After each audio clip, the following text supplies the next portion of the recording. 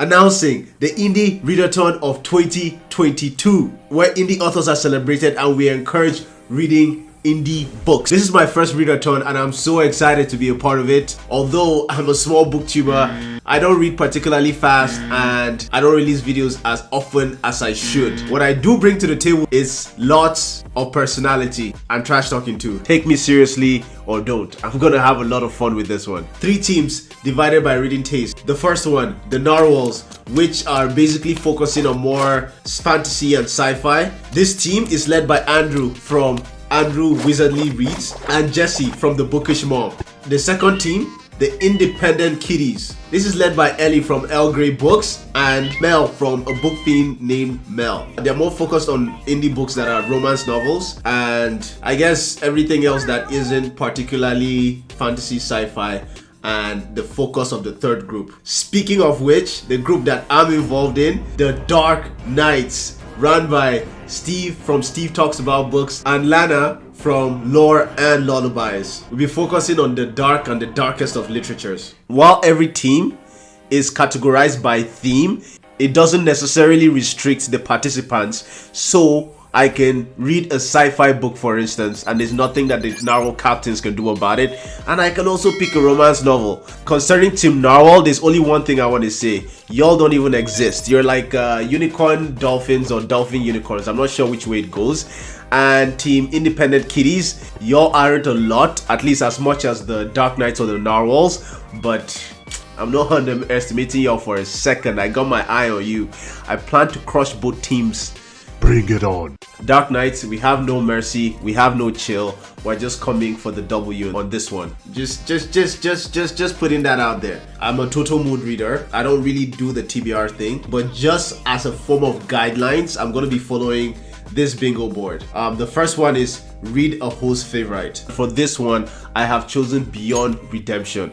I have already read this book, but I love it so much I wouldn't mind reading it again. And just to flex on y'all, I'm also going to read book 2, Mirror's Truth. 2 books I absolutely loved and were probably one of my favorite reads last year. This is just like the book to set the tone for the rest of the month in the kind of books I'm going to read. The second one, read an author from a different country. There's only one book to read for this one. I've heard so many reviews talk about how it hits some really high emotional high notes. I like to feel and I like to explore my sensitivities, so why the hell not? I'm going to be reading Sword of Kaigen for this prompt. Read a book for the cover. Is there anyone in existence that can tell me the cover of this book doesn't look absolutely epic? I love the cover of this book so much, and someone I really trust their recommendation told me this was probably going to be one of their favorites this year. So let's go for it. Read a different format: audio, ebooks, etc.